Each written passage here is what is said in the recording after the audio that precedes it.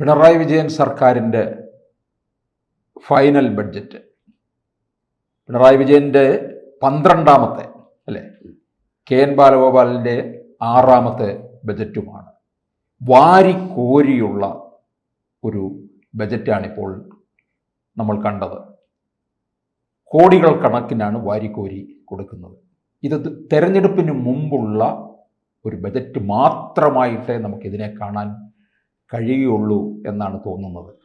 ഇതെല്ലാ തെരഞ്ഞെടുപ്പ് കാലങ്ങളിലും അവസാനം സംഭവിക്കുന്ന ഇത്തരത്തിലാണ്.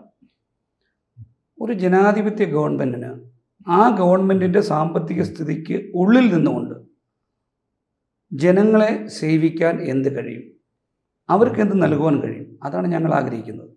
ഇന്ന് ബഡ്ജറ്റ് പ്രസംഗത്തിന് മുന്നേ ബഹുമാനായ ബാലഗോപാൽ പറഞ്ഞൊരു കാര്യമുണ്ട്.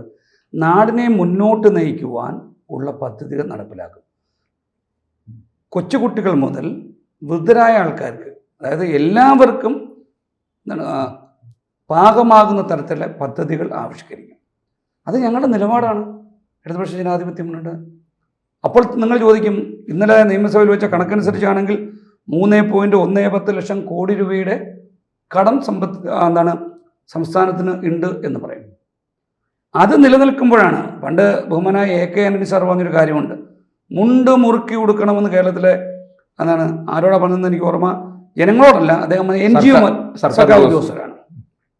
അങ്ങനെ മുണ്ട് മുറുക്കി ഉടുക്കണം എന്ന് പറയുമ്പോഴും ഈ രാജ്യത്തെ ഒരു കാര്യത്തിനകത്തും അല്ലെങ്കിൽ വികസന പ്രക്രിയയിൽ ഞങ്ങൾ മുന്നോട്ട് പോകുന്നില്ല.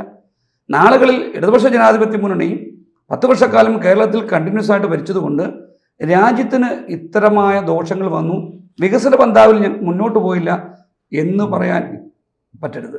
നാളത്തെ ജനങ്ങൾ, കുട്ടികൾ, അത് അല്ലെങ്കിൽ ടീനേജിൽ പെടുന്ന ആൾക്കാർ ഞങ്ങളുടെ ഭരണം കൊണ്ട്, ഇടതുപക്ഷ ജനാധിപത്യത്തിൻ്റെ ഭരണം കൊണ്ട് കേരളം ഇത്രമാത്രം പുറകോട്ട് പോയി എന്ന് പറയാൻ സാധ്യമാകാൻ.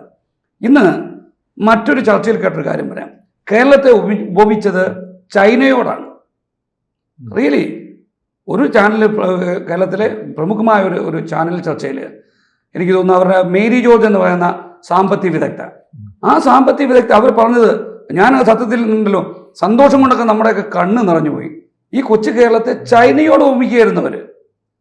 പറഞ്ഞത് നെഗറ്റീവാണെങ്കിലും ഒന്നാലോചിച്ച്, ഒരു ലോകരാജ്യവുമായിട്ട് ഇന്ത്യ മഹാരാജ്യത്തിലെ ഒരു സംസ്ഥാനത്തെ ഉപമിച്ചു എങ്കിൽ എത്രമാത്രം മുന്നിലാണ് ഞങ്ങൾ.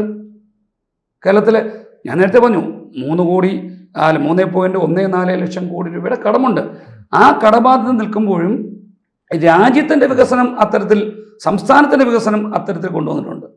നമുക്കറിയാം, പണ്ട് കോവിഡ് കാലഘട്ടത്തിൽ വാക്സിൻ തരത്തില്ലെന്ന് പറഞ്ഞപ്പോൾ വേണ്ടി വന്നാൽ ഞങ്ങൾ നിർമ്മിക്കും എന്ന് പറഞ്ഞ ഒരു ആത്മധൈര്യവും തൻ്റെ ഇടമാണ് ഇടതുപക്ഷ ജനാധിപത്യം ഉണ്ടായത്. കേന്ദ്ര സർക്കാർ, എൻ്റെ ഓർമ്മ ശരിയാണെങ്കിൽ 21,000 കോടി രൂപ കേരള സർക്കാർ തരാറുണ്ട്.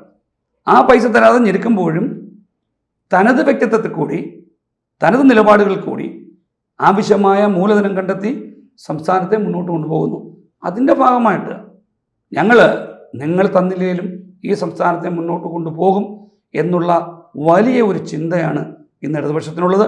അതുകൊണ്ട് ചില വിട്ടുവീഴ്ചകൾ ചെയ്തിട്ടുണ്ട്. വിട്ടുവീഴ്ചകളല്ല, വോട്ടിന് വേണ്ടിയുള്ള ഒരു ബഡ്ജറ്റ് എന്ന് പറയുമ്പോഴും അങ്ങനെ അല്ല എന്ന് തന്നെയാണ് ഒരു ഇടതുപക്ഷ ജനാധിപത്യത്തിൻ്റെ പ്രവർത്തകൻ എന്ന നിലയിൽ എനിക്ക് പറയാനുള്ളത്. കാരണം ഞങ്ങളിൽ അർപ്പിച്ചൊരു വിശ്വാസമുണ്ട്. ആശാസമരമൊക്കെ നമ്മൾ കണ്ടതാണ്. അവർക്കുള്ള ഓണറേറിയം 1000 രൂപ കൂട്ടിയിട്ടുണ്ട്. അപ്പോൾ ചോദിക്കും, നിങ്ങൾ തെരഞ്ഞെടുപ്പ് സ്റ്റണ്ടല്ലേ എന്ന്. അങ്ങനെയല്ല, സർവ്വമേഖലയിലും ഒരു പുരോഗതി കൊണ്ടുവരിക.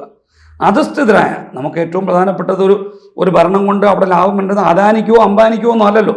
നമ്മൾ കാണുന്നത്, ഇന്ത്യയിൽ നിന്ന് കാണുന്നത് റിലയൻസിനോ അദാനി അംബാനി അങ്ങനെയുള്ളവർക്കാണല്ലോ കൂടുതൽ ലാഭങ്ങൾ ഉണ്ടായിക്കൊണ്ടിരിക്കുന്നത്. ഞങ്ങളെ സംബന്ധിച്ച് അതല്ല. ഒരു തൊഴിലാളി വർഗ ഗവൺമെൻറ്, ആ തൊഴിലാളി വർഗ ഗവൺമെൻറ് ഇവിടെ അധികാരത്തിൽ വരുമ്പോൾ, അധികാരം കൈയാളുമ്പോൾ ഇവിടുത്തെ അധസ്ഥിതരായ ജനവിഭാഗം, താഴേക്കിടയിൽ നിൽക്കുന്ന സാമ്പത്തികമായ പരാധീനതയുള്ളവർ, അവർക്ക് അവരെ മുകൾ തട്ടിലേക്ക് കൊണ്ടുവരാനുള്ള പദ്ധതികളുമായിട്ടാണ് ഞങ്ങൾ പോകുന്നത്. അതിൻ്റെ ഭാഗമായിട്ട് ചില വിട്ടുവീഴ്ചകൾ, അതിനെ നിങ്ങൾ ആരും, പൊതുസമൂഹം ആരും തന്നെ വോട്ടിന് വേണ്ടിയുള്ള ബഡ്ജറ്റ് എന്ന നിലയിൽ കാണരുത്. ഇത് ഞങ്ങളുടെ ഉത്തരവാദിത്വം. ഞങ്ങൾ നേരത്തെയും കൊടുത്തിട്ടുണ്ട്. 800 രൂപ ഉണ്ടായിരുന്ന ക്ഷേമ പെൻഷനെ 1000 ആക്കി, 1600 ആക്കി, 2000 ആക്കി കൊണ്ടുവന്നതും ഈ ഗവൺമെൻറ്. അന്നൊന്നും ഇലക്ഷനിലായിരുന്നല്ലോ. ഒരുപക്ഷെ നിങ്ങൾക്ക് വേണമെങ്കിൽ പൊതുസമൂഹത്തിന് പറയാൻ 2000 രൂപ 1600 2000 ആക്കിയപ്പോൾ ത്രിതല പഞ്ചായത്ത് തിരഞ്ഞെടുപ്പുകൾ ഉണ്ടായിരുന്നു. അതെ, തദ്ദേശ തിരഞ്ഞെടുപ്പിന് മുമ്പ് ക്ഷേമ പെൻഷനുകൾ വർദ്ധിപ്പിച്ചു.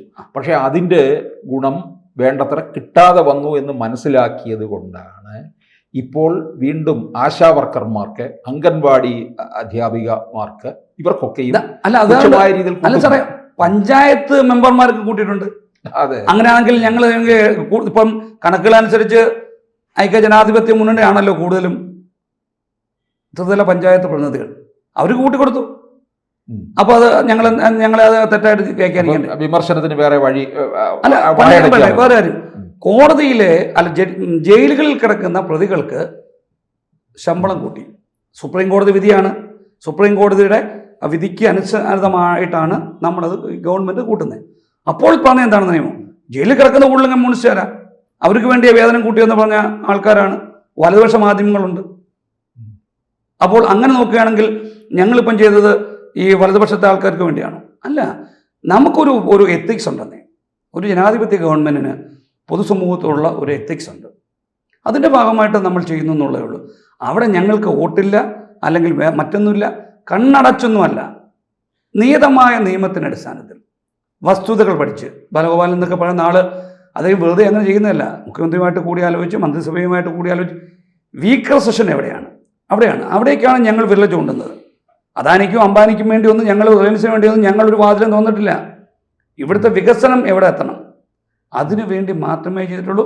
അതിനെ ആ തരത്തിൽ നിങ്ങളുടെ പ്രേക്ഷകർ കാണണമെന്ന് തന്നെ ഞാൻ അഭ്യർത്ഥിക്കുകയാണ്. അല്ല, അങ്ങനെ വരികയാണെന്നുണ്ടെങ്കിൽ ഈ ബഡ്ജറ്റിൽ ഇപ്പം പലയിടങ്ങളിൽ ഇപ്പം MC റോഡിന് തന്നെ എത്രയോ കോടി മാറ്റി വയ്ക്കുന്നുണ്ട്.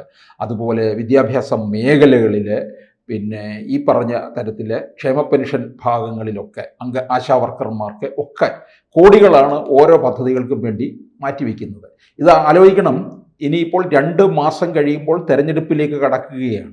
ഇതൊക്കെ എത്രത്തോളം പ്രാവർത്തികമാകുമെന്നുള്ളത് നമുക്ക് കണ്ടറിയേണ്ട കാര്യമാണ്. ഒരുപക്ഷെ ഈ തുടർഭരണമായാലും പുതിയ സർക്കാർ വന്നു കഴിഞ്ഞാലും. അല്ല, ഇടതുപക്ഷ ജനാധിപത്യ മുന്നണി വീണ്ടും തുടരുകയാണെങ്കിൽ ഈ പദ്ധതികൾ, ഈ പ്രഖ്യാപനങ്ങൾ അതുവഴി അതേപോലെ തന്നെ നടപ്പിലാക്കും. ഇനി പോട്ടെ, ഒരുപക്ഷെ ഏതെങ്കിലും സാഹചര്യത്തിൽ ഒരു ഗവൺമെൻറ് മാറി വന്നാൽ പോലും അവർക്ക് ഇതിൻ്റെ തുടർച്ചയായിട്ട് പോകാതിരിക്കാൻ സാധ്യമാകില്ല. നിയമസഭ പാസ്സാക്കുകയാണ്, അവർ മാറ്റിയാൽ എത്ര മാറ്റും? ഇപ്പം ചോദിക്കട്ടെ, ഒരു ഭാഗം അല്ലെങ്കിൽ MC റോഡുകൾക്ക് വേണ്ടി ഒരു തുക അനുവദിച്ചിരിക്കുന്നു, മാറ്റിവെക്കാൻ പറ്റുമോ? നാഷണൽ ഹൈവേക്ക് വേണ്ടി സ്ഥലമെടുക്കാൻ അല്ലെങ്കിൽ നാഷണൽ ഹൈവേയുടെ വികസനത്തിന് വേണ്ടി കുറച്ച് പൈസ അനുവദിക്കുന്നു, മാറ്റിവെക്കാനോ? ഇതൊന്നും മാറ്റി മറ്റൊരു തലത്തിലേക്ക് മാറ്റിവെക്കാൻ പറ്റില്ല, വക മാറ്റി ചിലവഴിക്കാൻ പറ്റില്ല. വൈദ്യുത മേഖലയ്ക്ക് വേണ്ടി ഉള്ള പൈസ, അല്ലെങ്കിൽ റവന്യൂ മേഖലയ്ക്ക് വേണ്ടിയുള്ള, അല്ലെങ്കിൽ അങ്ങനെയുള്ള വിദ്യാഭ്യാസ മേഖലയ്ക്ക് അനുവദിക്കുന്ന തുക മാറ്റിവെക്കാൻ പറ്റത്തില്ല. ഇത് ഏതെങ്കിലും മേഖലകളിൽ ഇത് ഉപയോഗിച്ചല്ലേ പറ്റത്തുള്ളൂ. ഇപ്പം തന്നെ കൊട്ടാരക്കരയ്ക്ക് വേണ്ടി പണ്ടൊക്കെ കുറച്ച് പൈസ അനുവദിച്ചിട്ടുണ്ട്. കൊട്ടാരക്കര IT പാർക്കിന് വേണ്ടി, MC റോഡ് വികസനം, ഞാൻ മനസ്സിലാക്കിയത് MC റോഡുമായിട്ട് ബന്ധപ്പെട്ട് ആയൂരും തുടങ്ങി പല ഭാഗങ്ങളിലേക്കുമുള്ള ബൈപ്പാസുകൾക്ക് വേണ്ടി പൈസ അനുവദിച്ചിട്ടുണ്ട്. നാട്ടുകാർക്ക് ആവശ്യമുള്ളതല്ലേ. ഇപ്പം വെഞ്ഞാറമൂട് നമ്മളവിടെ ഒരു ബൈപ്പാസും ഒരു ഓവർ ബ്രിഡ്ജ് പണി നടക്കുന്നു. ഇത് ഏത് ഗവൺമെൻറ് വന്നാലും മാറ്റിവെക്കാൻ പറ്റും. പക്ഷേ ആവശ്യമുള്ളത് തന്നെയാണ്. പക്ഷേ പ്രാവർത്തികമായി കാണുക എന്നുള്ളതാണ്. മന്ത്രിസഭയുടെ അവസാന കാലഘട്ടത്തിൽ അവതരിപ്പിക്കുന്ന ബജറ്റിൽ എപ്പോഴും ഇങ്ങനെയൊക്കെയുള്ള വാരിക്കോരൽ ഏത് സർക്കാർ ഇരിക്കുന്ന കാലത്തും ഉണ്ടാകും. അല്ല സാർ, ഇതിനകത്ത് ഈ ബഡ്ജറ്റിൽ ഞങ്ങളുടെ ഒരു ആത്മവിശ്വാസത്തിൻ്റെ ബലമുണ്ട്.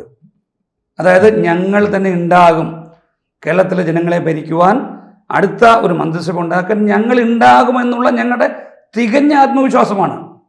അതാണ് ഈ ബഡ്ജറ്റിൽ കൂടി ഞങ്ങൾ കാണിച്ചിരിക്കുന്നത്. അതുകൊണ്ടാണ് ഇത് നടപ്പിലാക്കാൻ ഞങ്ങൾക്കാവും. റെയിൽ പദ്ധതി, പുതിയ റെയിൽ പദ്ധതികളുമായി ഞങ്ങൾ വന്നിട്ടുണ്ട്. അപ്പോൾ അതൊക്കെ ഞാൻ പറഞ്ഞില്ലേ, അതൊന്നും ഇന്ന് നാളെ 2 മാസം കഴിയുമ്പോൾ കാവൽ മന്ത്രിസഭ ഞങ്ങൾ ഇല്ലാതായി പോവും. അതുകൊണ്ട് അങ്ങനെയല്ല സാർ, ഇവിടെ ഞങ്ങളെ അധികാരത്തിൽ വരൂ.